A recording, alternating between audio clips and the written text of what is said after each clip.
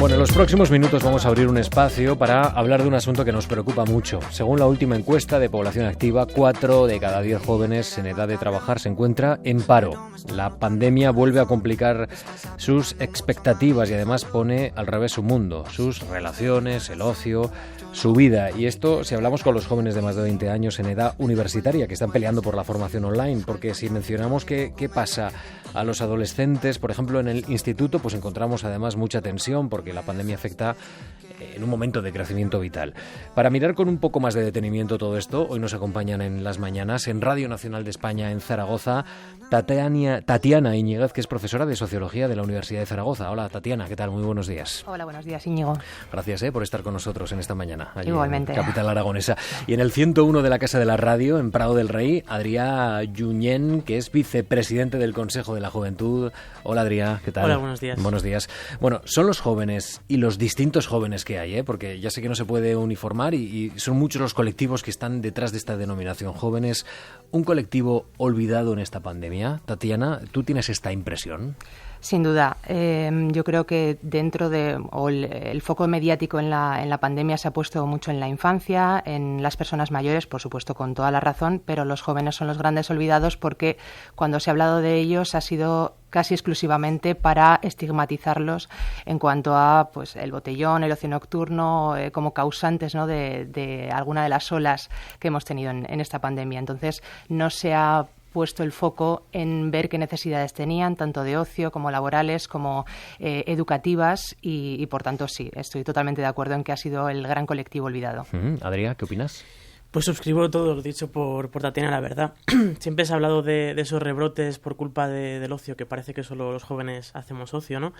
Y bueno, nosotros hemos sacado un observatorio de emancipación que mira tema de vivienda y empleo, y los jóvenes hemos sido los que más hemos recibido el primer impacto de la crisis a nivel económico, ¿no? Es verdad que a nivel de salud no estamos exentos, pero en comparación a otros colectivos sufrimos menos las consecuencias del COVID, pero a nivel de empleo, hemos sido los que primero nos hemos ido de las empresas porque la temporalidad ayuda a reducir la masa salarial, los trabajadores, sobre todo pues los más jóvenes. ¿Y por qué han señalado a los jóvenes siempre como causantes de esos rebrotes, Tatiana? ¿Hay un tópico ahí? ¿Hay una mirada que no cambia con los años? Porque jóvenes hay en todos los hogares y uno cuando convive con un joven pues sabe que puede tener conductas de riesgo, pero hay muchos jóvenes responsables en este país. Exacto. Es que hay una tendencia, pero una tendencia desde hace siglos a siempre considerar la generación que viene como peor que la anterior, pero esto lleva ocurriendo desde hace siglos, como digo. Entonces, esto, por supuesto, es una visión totalmente sesgada que tenemos por nuestros propios recuerdos de la infancia y adolescencia, pues que no son como realmente los recordamos, y tendemos a culpabilizar a las siguientes generaciones de lo que ocurre. Entonces, esto provoca que pensemos que la culpa la tiene el otro, en este caso los jóvenes, y no se esté atendiendo a este gran grupo, esta gran masa de jóvenes responsables que están incluso colaborando en redes de apoyo a personas mayores, en barrios, etcétera, y no se tenga en cuenta, por tanto, esta gran masa de jóvenes que están ayudando, que están siendo una parte importante dentro de la pandemia en positivo, por supuesto. Sí, porque Adrià, los telediarios están llenos de fiestas ilegales donde hay jóvenes que además se enfrentan con la policía, Sí, o sea, esto es un tema curioso. Lo mismo, suscribo lo que... O sea, de hecho iba a decir parte de lo que ha dicho Tatiana. Por mi parte, pues bueno, comentar... la gente que se considera no joven ha seguido haciendo ocio después de verano, y en verano pues han ido al bar, se han ido pues de fiesta con mascarilla y tal, y esto está bien, y de hecho pues hay que reactivar la economía y es el mensaje que se ha lanzado, ¿no? Pero luego cuando los jóvenes pues quedan con sus amigos con mascarilla, con la distancia, pues donde pueden, que es pues quizá en un parque o lo que sea, pues está mal, ¿no? Y no solo eso, sino que también hemos sido los que hemos ido un poco a, como decía la anterior, pues bueno, a rescatar a la ciudadanía que no llegaba al Estado, ¿no? Y en Madrid, pues por ejemplo, conozco muchos casos de muchos bancos de alimentos que se han creado para atender a esas familias que por culpa de la crisis económica pues han quedado sin alimentos. Puestos a desmitificar, yo conozco jóvenes que dicen el peligro real son mis padres, porque yo tengo un niño que bueno, necesita una atención especial, mis padres hacen vida normal y temo cuando vienen a casa a ver al niño, porque precisamente pueden transmitir el virus. Es que esto se está dando también, no digo que sea generalizado, pero cuando criticamos a un colectivo también tenemos que ponernos en el lado de ese colectivo para saber cómo mira la vida. Tatiana, ¿qué huellas va a dejar en estas generaciones la lucha contra la pandemia? Los confinamientos, sobre todo la reducción de los contactos presenciales y la tecnología, que ahora ya se convierte ya no solo en su ADN, es que es su vida probablemente.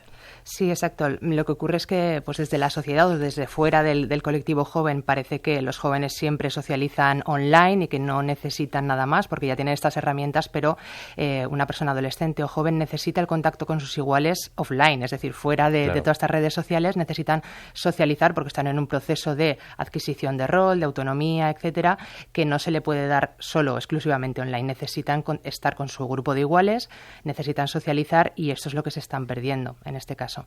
¿Qué opinas, Adrià? ¿Esto es un elemento que os preocupa en el Consejo de la Juventud? Sí, el hecho de que se haya detenido la vida para todos durante unos meses y ahora volvemos a estar en una situación crítica, pues lógicamente tiene muchas consecuencias, tanto, por ejemplo, a nivel de salud mental, no solo para los jóvenes, pero es verdad que yo cuando empezó el tema de los paseos, ¿no? La fase cero y así, decía, no me gustaría ser un adolescente en casa de mis padres, en el sentido de pues que al final necesitas una libertad que en ese momento se te ha negado por completo, ¿no? Y el resto de población, pues si vives con tu pareja, si vives solo o con amigos, esa situación no la tienes, ¿no? Tienes que socializar, tienes que tener tu espacio, y durante los meses duros de la pandemia eso no ha podido ser, y seguro que tendrá una consecuencia a nivel de salud mental. Y luego la no inclusión o la tardo inclusión en el mercado de trabajo creo que también es algo que nos va a afectar mucho para empezar nuestra carrera laboral y para al final generar también situaciones relacionadas otra vez con la salud mental de incertidumbre, ¿no? Y de impotencia de haber estudiado un grado medio o la universidad y encontrarte que ahora mismo tienes la vida parada y no puedes empezar para lo que estudiabas, ¿no? Puedes empezar a trabajar. Tatiana, siguiendo esta idea que plantea Adrià, los adolescentes en casa en mitad del confinamiento, ahora también con confinamientos perimetrales, con movilidad muy reducida, con una relación con los padres que se va resituando poco a poco, pero que suele tener tensión, por lo menos eso es lo que nos dice, ¿no?, la tradición cuando uno va creciendo. ¿Nos tiene que preocupar más esto que está ocurriendo en las casas y que pasa totalmente desapercibido? Porque atendemos mucho las consecuencias económicas de los jóvenes, pero las anímicas de estos chavales que van creciendo, esto es un punto también muy importante. Sí, exacto. Si me permites, 2 datos de un estudio que hicimos aquí en Aragón. Precisamente hemos visto que en la pandemia los conflictos familiares se han visto incrementados, como es lógico, la convivencia, sobre todo en los hogares en los cuales había padres e hijos, adolescentes en este caso, pero también no solo los conflictos, sino que estos jóvenes y adolescentes han visto incrementados sus niveles de ansiedad. Sus niveles de ansiedad en relación sobre todo a la situación laboral de los padres, y si tenían personas, sus padres, a su cuidado como abuelos, etcétera. Es decir, que al final los jóvenes son personas muy empáticas que están sufriendo la situación no solo por ellos, sino también por sus familiares. Sí, si el mundo se complica, como se complica en esos hogares la vida, ¿esto también transforma la mirada del chaval sobre el mundo? Exacto, sí, porque nos parece que un poco ellos están, como dicen ellos, a su rollo o solo preocupados por ellos mismos, y no es así en absoluto. Ellos perciben perfectamente todo lo que está ocurriendo, perciben estas problemáticas, las asumen como propias y por supuesto esto incrementa, como decía antes, sus niveles de ansiedad, incluso llegando a depresión y otros problemas de salud mental, como comentaba Adrià también. Y esto puede también desincentivarles en el esfuerzo en el estudio o caer en cierto cansancio, porque hay tantas dudas, hay tantos abismos alrededor de estos jóvenes en estas casas donde la situación está complicada, que esto puede derivar probablemente en eso, ¿no? En una sensación de que pues casi me quedo de brazos cruzados. Pues por un lado sí hemos visto cierto cansancio, cierta desgana en cuanto a los estudios, pero por otro lado las cifras también dicen que el abandono escolar, tal y como lo conocemos, se ha visto reducido. Entonces, pues bueno, a lo mejor los chicos y chicas también se están agarrando un poquito a esto porque lo ven como pues, la única salida un poco para esta situación, para la posible situación de incertidumbre que tienen ellos de cara a su futuro mundo laboral. No olvidemos que en cifras así, a grosso modo, casi 1 millón de estudiantes universitarios están en riesgo de pobreza y ellos lo están viendo. Vemos incluso en las redes como dicen, yo me conformo con ser mileurista, que es una afirmación pues muy significativa de lo que estamos viviendo. Entonces, quizá los estudios son como un asidero para estos jóvenes. Sobre esto, quería comentar que también ha habido un impacto muy desigual en el tema del telecole, ¿no? Del colegio no presencial, que por suerte ahora mismo aun con riesgos, no se está llevando de forma masiva. Las clases siguen siendo presenciales en su mayor medida. Y esto tiene un impacto mucho mayor para los estudiantes de clases pues menos adineradas, ¿no? Porque entendemos que no siempre hay ordenadores para todos. De hecho, es verdad que mi generación es como más antigua, ¿no? Pero, que hace 10, 15 años solo había un ordenador en mi casa, y si mis padres tuvieran que teletrabajar, pues tendríamos un problema, y me consta que es lo que ha pasado durante los meses de pandemia y que sigue pasando cuando se cierran colegios, etcétera. Y luego los padres, que no todos los padres pueden permitirse el teletrabajo ni dejar de ir a trabajar una semana, pues porque ha habido un caso en un colegio y tienen que cerrar el aula, ¿no? Y en ese sentido puede producir una brecha en la igualdad, en la lucha contra las desigualdades, en la igualdad de oportunidades, que habrá que seguir analizando y ver cómo de aquí a 10 años pues tiene un efecto también en el mercado laboral. Tatiana, ¿cómo se tienen que afrontar estos conflictos en casa cuando hay tanta tensión entre adolescentes y padres? ¿Cómo se pueden enfocar de una manera inteligente? Pues bueno, desde la sociología nosotros lo que abogamos siempre es por el diálogo, por las interacciones positivas, es decir, la confianza mutua, el proponer espacios de diálogo entre padres e hijos, familiares, incluso llegar a las escuelas, pues suele ser una herramienta fundamental para poder entre todos, ¿no? Y remando todos hacia la misma dirección, pues poder un poco solventar estos posibles conflictos. Yo creo que obviamente más allá del diálogo habrá otras cuestiones a abordar, pero es una herramienta imprescindible. Adrià, planteabas que os preocupa mucho en el Consejo de la Juventud la desigualdad. ¿Se está produciendo una salida de la crisis o un enfoque de la salida de la crisis? Porque todavía nos queda mucho en dos velocidades en este país, también con respecto a los jóvenes. Bueno, en España hay muchos sociólogos y economistas que hablan de que hay una realidad dual en el mercado de trabajo, ¿no? Incluso dentro de jóvenes y no jóvenes, pero incluso dentro de las personas no jóvenes también hay esa dualidad, ¿no? Hay gente con muy buenas condiciones que hay que mantener y hay que poner en valor, porque tenemos un país que tenía un sistema de relaciones laborales bastante positivo, pero es verdad que la gente que se quedó fuera en la anterior crisis, como los que entramos desde entonces, entramos con peores condiciones, ¿no? Y ahora nos cuesta entrar pues debido a la crisis. Yo creo que en este país tenemos un gran reto para ver cómo ejecutamos ese dinero que viene de Europa, ¿no? Los fondos europeos, y cómo lo convertimos en lo que hace falta en este país, que es una economía pues productiva, verde, digital. Creo que es un gran reto, y luego también hay que complementar con medidas de reformulamiento del mercado laboral, ¿no? No puede ser que entremos con tanta temporalidad. Los contratos temporales nos dejan en la incertidumbre total y en una vulnerabilidad total ante una crisis, la parcialidad no deseada, que influye mucho en los salarios. El salario medio de un joven el primer semestre de 2020 se situaba en menos de 1.000 euros, en 980 euros, sitúa que es prácticamente el salario mínimo por esa parcialidad no deseada, ¿no? Entonces, pues juntamente con impulsar una economía más productiva hace falta reformular un mercado de trabajo. El gobierno pues lo está viendo, hay tensiones internas, tiene que haber una mayoría parlamentaria. Yo creo que existe la oportunidad de que no se nos deje atrás, pero tenemos que seguir empujando porque es un momento muy complicado. Sí. Y además hay dos problemas ahora, ¿no? Si ya teníamos un problema de paro juvenil y de poca cualificación de muchos de los trabajos que hay para los jóvenes, es decir, había personas que se formaban muy bien y acababan ocupando un puesto con una, o que se exigía una mucha menor cualificación que la que ellos tienen. Además, ahora se suma que el cierre de la hostelería hace muy complicado, ¿no?, el acceso al mercado laboral, porque muchos jóvenes dicen, bueno, pues mientras encuentro algo mejor, voy a la hostelería. Bueno, pues ahora la hostelería está cegado. Entonces, ¿qué hacemos en tiempos de pandemia? Sí, bueno, esto que comentas se viene reflejado por un estudio que hicimos hace unos meses, que veíamos que los jóvenes hemos sido los colectivos a nivel laboral más afectados. La hostelería, la temporalidad.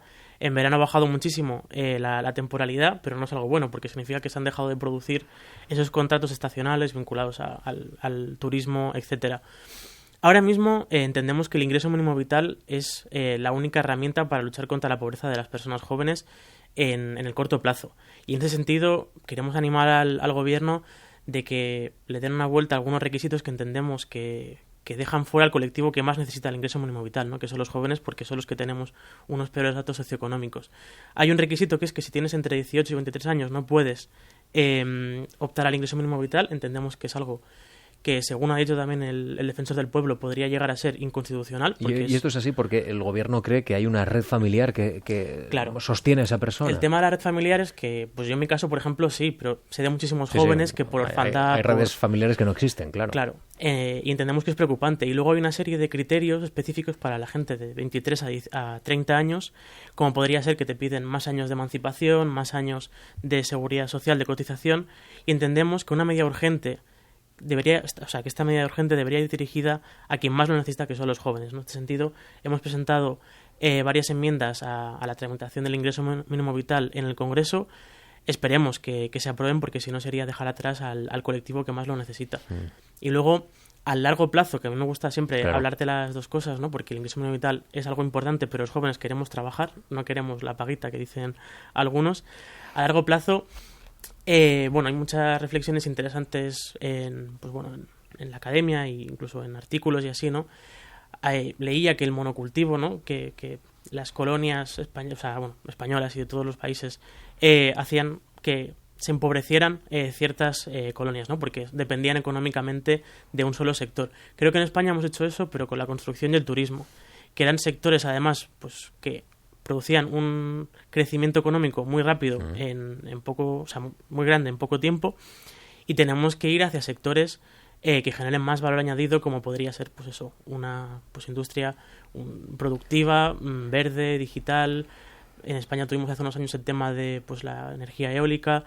Hay que avanzar hacia ahí, no es fácil, pero bueno, al final, si queremos salir de la siguiente crisis, que aún ha venido más reforzados que estas, pues hay que virar el modelo productivo. Tatiana, para un sociólogo entiendo que este es un momento clave, ¿no? Para intentar poner luces largas y tratar de saber hacia dónde va la sociedad, especialmente con los jóvenes, los más golpeados, probablemente el colectivo más golpeado por la pandemia, y que os dicen las tendencias. ¿Creéis que se va a consolidar esta desigualdad en años futuros? Pues en principio sí, es decir, las tendencias, como bien dices, indican consolidación, incluso crecimiento de la desigualdad, pero como también comentáis de manera muy acertada, estamos en un momento clave para proponer alternativas. Es decir, salía la noticia ayer que España es uno de los países con mayor sobrecualificación en los empleos, pero eso no es culpa de las personas, de los jóvenes sobrecualificados, sino del modelo productivo, como comentaba Adrià. Es el momento de intentar virar hacia un modelo productivo que se base fundamentalmente en mayor industria, I+D, industria 4.0, etcétera. Proponer nuevas empresas, nuevas industrias, nuevos puestos de trabajo en los cuales nuestros jóvenes que están muy cualificados puedan entrar y puedan consolidar sus empleos. Será un éxito, Tatiana, conseguir que esta conversación pública se haga presente, ¿no? Porque ahora mismo está totalmente ausente. No sé, estamos mirando otros temas, por lo menos en España. Sí, totalmente, y además es uno de los puntos que quería comentar. Hay que darles voz a los jóvenes, como estáis haciendo aquí, por ejemplo, en este programa. Hay que darles voz, hay que ver cuáles son sus necesidades, hay que ver cuáles son sus propuestas, que seguro que son muchas, y hay que poner el foco del debate, tanto mediático como social, como científico y académico, y político, por supuesto, en ver qué ocurre con la juventud. Una cuestión que no me gustaría olvidar, que es un poco cambiando de tema, pero creo que es una realidad que los jóvenes vivimos, es el tema del mercado de la vivienda, ¿no? No solo son las grandes ciudades, en general en España, pero sí que es verdad que en concreto Madrid, Barcelona, Valencia, etcétera, vivimos una realidad muy, muy compleja, porque en un momento en el que nos quedamos sin trabajo, que reducimos horas en el trabajo, etcétera, pues estaba siguiendo, el mercado del alquiler no ha bajado, al contrario, incluso en algunas zonas ha seguido subiendo, ¿no? Y entendemos que en ese sentido también es urgente que el gobierno dedique muchos recursos a esto, generando un parque de vivienda público, y luego también en el corto plazo necesitamos una regulación del precio de alquiler, porque sin eso los jóvenes no podremos seguir pagando el alquiler. Bueno, pues hasta aquí este tiempo. Han sido 20 minutos de reflexión, pero podríamos hacer programas enteros y yo creo que lo podemos hacer, ya hablaremos, Adrià, de alguna manera cómo podemos empezar a sintonizar también con un público que hoy está totalmente desprovisto de voz, por lo menos de voz pública, pero que entiendo también preocupa mucho a los padres, porque habrá muchos padres que nos están escuchando y dicen, mira, es que es verdad, la situación que vive mi hijo ahora mismo necesita también más respaldo público. Así que yo creo que unir a distintas generaciones en una causa común, que es mejorar este país, esto es imprescindible ahora mismo. Adrià Junyent, que es vicepresidente del Consejo de la Juventud, te agradezco mucho que hayas estado con nosotros. Muchas aquí, gracias por la invitación. 101 de la Casa de la Radio y en Radio Nacional de España en Zaragoza, Tatiana Íñiguez, que es profesora de Sociología en la Universidad de la capital de Aragón, de Zaragoza. Gracias, Tatiana, también ha sido muy interesante. Gracias a vosotros. Gracias a vosotros. Gracias a vosotros.